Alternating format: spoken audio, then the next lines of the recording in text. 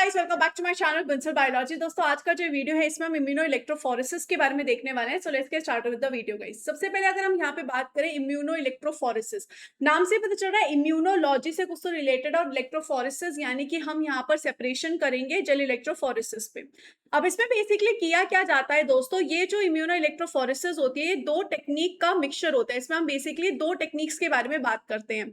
सबसे पहली जो टेक्निक होती है वो इलेक्ट्रोफोरेसिस होती है। इलेक्ट्रोफोरेसिस में हम बेसिकली क्या करते हैं कि जो हमारे पास प्रोटीन है या फिर जो भी हमारे पास एंटीजन है उनको हम सेपरेट करते हैं on the basis of their size. For example आप समझिए कि मेरे पास कोई सैंपल का सीरम है, मतलब कोई पर्सन का सीरम मेरे पास यहाँ पे प्रेजेंट है, सैंपल मेरे पास प्रेजेंट है। अब इस कंडीशन में इसके पास न जाने कितने सारे एंटीजन्स प्रेजेंट होंगे। अब इन एंटीजन्स को अगर मुझे सेपरेट करना है तो मैं उनको on the basis of their size separate कर सकती हूँ। तो इसके लिए हम यहाँ पर इलेक्ट्रोफोरेसिस टेक्निक को यूज कर सकते हैं। दूसरा यहाँ पर हम करते हैं इम्यूनो डिफ्यूजन। इम्यूनो डिफ्यूजन का मतलब क्या होता है कि हम इसमें एंटीजन और एंटीबॉडी का यहाँ पर डिफ्यूजन कराते हैं, और डिफ्यूजन के बेसिस पे हम उनमें बेसिकली इंट्रैक्शन देखेंगे उनका। यहाँ पर बेसिकली हम क्या करते हैं, जो एंटीबॉडी है उसका डिफ्यूजन कराएंगे। डिफ्यूजन कराने के बाद हम यहाँ पर देखेंगे कि जो एंटीबॉडी है वो कौन से एंटीजन के साथ स्पेसिफिकली इंटरैक्ट कर रही है, और जब हमें उनका स्पेसिफिक इंटरेक्शन पता चलेगा उससे हमें ये पता चल सकता है कि ये जो सैंपल है, जो भी पेशेंट है, उसकी बॉडी में कौन कौन सी एंटीजन यहाँ पर प्रेजेंट है। इस चीज को हम बेसिकली फाइंड आउट कर सकते हैं। तो इस तरीके से यहाँ पर दोस्तों ये वाली जो टेक्निक है, ये टेक्निक दो टेक्निक्स को मिला के होती है। एक है इलेक्ट्रोफोरेसिस टेक्निक और दूसरी यहाँ पर है इम्यूनो डिफ्यूजन टेक्निक। अब सवाल ये आता है कि हम इस टेक्निक को करते ही क्यों हैं। तो सेम हम इस टेक्निक को करते इसलिए क्योंकि देखो, अगर हम कोई भी नॉर्मल इलेक्ट्रोफोरेसिस करते हैं दोस्तों, नॉर्मल इलेक्ट्रोफोरेसिस करके हम यहाँ पर जो भी पेशेंट का सैंपल है उसमें से प्रोटीन्स को डिफरेंट डिफरेंट साइज के बेसिस पे सेपरेट तो कर लेंगे, लेकिन हमें ये नहीं पता चल सकता कि ये प्रोटीन कौन सा, ये प्रोटीन कौन सा, ये प्रोटीन कौन सा, ये प्रोटीन कौन सा, हम ये नहीं पता लगा सकते। लेकिन अगर हम वहीं पे ये करते हैं, इम्यूनो इलेक्ट्रोफोरेसिस करते हैं, तो इम्यूनो इलेक्ट्रोफोरेसिस में हम क्या करते हैं, स्पेसिफिक एंटीबॉडी को ऐड करते हैं। अब ये जो स्पेसिफिक एंटीबॉडी है वो यहाँ पर इस जेल इलेक्ट्रोफोरेसिस में स्पेसिफिक जगह पर जाकर बाइंड होगी। अगर उसके कॉम्प्लीमेंट्री एंटीजन प्रेजेंट है तो ही वो उससे जाके बाइंड होगी, नहीं तो फिर नहीं बाइंड होगी। अब हमें पता है यहाँ पर ये वाली एंटीबॉडी थी, अगर वो इस प्रोटीन से जाके बाइंड होती है मतलब इस पेशेंट के अंदर ये वाली एंटीजन प्रेजेंट है। तो इस चीज को डिटरमाइन करने के लिए हम यहाँ पर इस टेक्निक को परफॉर्म कर सकते हैं दोस्तों। आइए देखते हैं इस टेक्निक को परफॉर्म किया कैसे जाता है। बहुत सिंपल है, बहुत आसान कहानी होती है। सबसे पहले हम इलेक्ट्रोफोरेसिस करेंगे। सबसे पहले हम यहाँ पर क्या करेंगे, हम यहाँ पर हमने इलेक्ट्रोफोरेसिस के लिए स्लाइड ले ली। इसमें हम एक वेल बनाते हैं और इस वेल में हम पेशेंट का सैंपल डाल देते हैं। जो भी हमारे पास पेशेंट है उस पेशेंट का सैंपल डाल दिया। उस सैंपल में हो सकता है कि बहुत सारी एंटीजन दोस्तों प्रेजेंट हो। अब ये सारी जो एंटीजन है, क्योंकि इलेक्ट्रोफोरेसिस हो रही है तो इधर उधर डायरेक्शन में ये माइग्रेट करेगी, या तो फिर ये एनोड की तरफ माइग्रेट करेगी या फिर ये कैथोड की तरफ माइग्रेट करेगी, डिपेंडिंग अपॉन कि उस प्रोटीन के ऊपर क्या चार्ज यहाँ पे प्रेजेंट है। तो मैंने यहाँ पे सबसे पहले एक वेल बनाया, उसमें एंटीजन डाला, सीरम डाला, और उसके बेसिस पे यहाँ पर नेगेटिव और पॉजिटिव है, एनोड और कैथोड प्रेजेंट है। और यहाँ पर जो भी एंटीजन है वो क्या कर रही है, माइग्रेशन शो कर रही है। यहाँ पर वो माइग्रेशन कर रही है अपने साइज के हिसाब से, अपने चार्ज के हिसाब से। It is showing the migration, वो यहाँ पर माइग्रेशन कर रही है।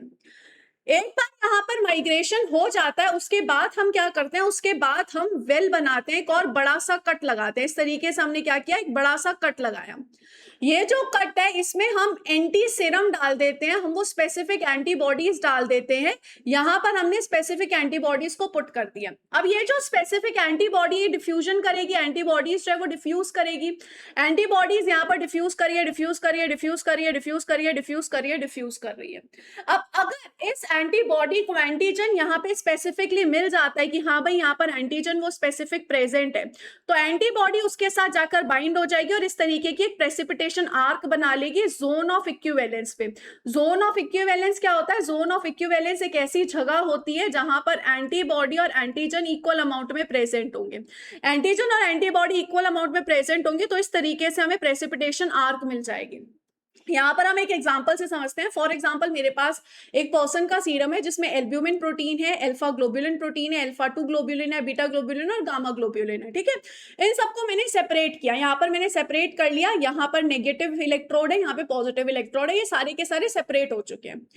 अब मैंने यहाँ पर क्या कर दिया, मिक्सचर ऑफ एंटीबॉडीज डाल दिया, मिक्सचर ऑफ एंटीबॉडीज डाल दिया, मिक्सचर ऑफ एंटीबॉडीज डाल दिया। अब इस केस में ये जो एंटीबॉडीज है, अगर फॉर एग्जांपल एल्ब्यूमिन यहाँ पे प्रेजेंट और एल्ब्यूमिन के खिलाफ एंटीबॉडी भी यहाँ पे प्रेजेंट है, तो यहाँ पर हमें एक प्रेसिपिटेशन आर्क दिखाएगी। सिमिलरली अगर अल्फा 1 ग्लोब्यूलिन है और इसके खिलाफ एंटीबॉडी है, तो वो यहाँ पे आर्क दिखाएगी। सिमिलरली यहाँ पे आर्क, यहाँ पर आर्क। तो इस तरीके से हमें जो आर्क है वो दिखेगी। क्योंकि यहाँ पर बहुत सारे प्रोटीन्स हैं और बहुत सारी स्पेसिफिक एंटीबॉडी है, तो हमें बहुत सारी आर्क्स तो है वो देखने को मिलेंगी। अब ये जो आर्क हमें मिल रही है, इससे हम हमारी स्टैंडर्डाइज ग्राफ के साथ कंपेयर कर सकते हैं और उसके बेसिस पे हम देख सकते हैं कि भाई यहाँ पर हमारे पास कौन सा प्रोटीन प्रेजेंट था और कौन सी आर्क किस तरीके की आर्क बन रही है। तो इस तरीके से हम जो है ये टेक्निक दोस्तों कर सकते हैं। अब इसमें अगर हम यहाँ पर देखें तो फॉर एग्जांपल हम एक एग्जांपल से भी समझने की कोशिश करते हैं। कोई एक पर्सन है जिसे माइलोमा है, मल्टीपल माइलोमा कंडीशन है। मल्टीपल माइलोमा दोस्तों क्या होता है, एक ऐसी कंडीशन होती है जिसमें यहाँ पर एक प्लाज्मा सेल्स जो होते हैं वो बहुत ज्यादा अमाउंट में एंटीबॉडी रिलीज कर रहे हैं, एबनॉर्मली अमाउंट में एंटीबॉडी रिलीज कर रहे हैं। ये 1 एबनॉर्मल प्लाज्मा सेल मेरे पास प्रेजेंट है। अब इस कंडीशन में ये क्या कर रहा है, ये एबनॉर्मली अमाउंट में एम प्रोटीन को रिलीज कर रहा है, यानी कि एम प्रोटीन जो है वो जरूरत से ज्यादा अमाउंट में प्रेजेंट है इस पेशेंट की बॉडी में। इस कंडीशन में मैंने क्या किया, इस कंडीशन में सेम मैंने पेशेंट का जो सीरम है वो यहाँ पर डाला, मैंने इलेक्ट्रोफोरेसिस कराई और सबसे पहले इलेक्ट्रोफोरेसिस करा के सारे प्रोटीन सेपरेट कर लिए। सारे प्रोटीन सेपरेट करने के बाद मैंने यहाँ पर एंटीबॉडी पुट किया। जब एंटीबॉडी मैंने यहाँ पे डाला तो वो जो एंटीबॉडी है वो स्पेसिफिकली एम प्रोटीन के साथ जाके बाइंड होगा। लेकिन इस कंडीशन में एम प्रोटीन इतना ज्यादा था दोस्तों कि इस कंडीशन में यहाँ पर जो हमें आर्क दिखी वो बहुत शार्प आर्क दिखी।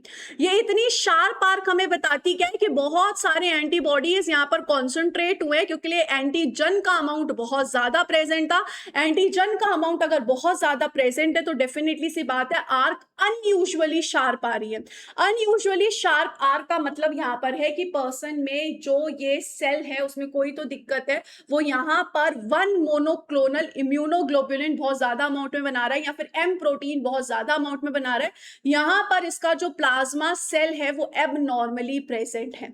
तो इस चीज से हम यहाँ पर ये पता लगा सकते हैं कि यहाँ पर कोई जो पेशेंट है उसमें कोई दिक्कत है या नहीं है। अगर कोई नॉर्मल पर्सन होता तो उसमें नॉर्मल हमें जो प्रेसिपिटेशन आर्क दिखती है वो दिखती थी, लेकिन इस कंडीशन में इतनी एबनॉर्मल प्रेसिपिटेशन आर्क हमें पता चल गया कि हाँ भाई इस पेशेंट को कोई ना कोई डिजीज है। तो इसमें हम यहाँ पर क्या कर सकते हैं, इससे हम ये जो इम्यूनो इलेक्ट्रोफोरेसिस है इससे हम पता लगा सकते हैं कि कोई इंडिविजुअल प्रोटीन प्रेजेंट है क्या मिक्सचर में। जैसे कि फॉर एग्जांपल मेरे पास यहाँ पर मिक्सचर है, मिक्सचर में एल्ब्यूमिन प्रोटीन प्रेजेंट है या नहीं है, क्योंकि अगर मैंने एल्ब्यूमिन के खिलाफ एंटीबॉडी डाली और यहाँ पर आर्क आ रहा है, इसका मतलब एल्ब्यूमिन प्रोटीन प्रेजेंट होगा।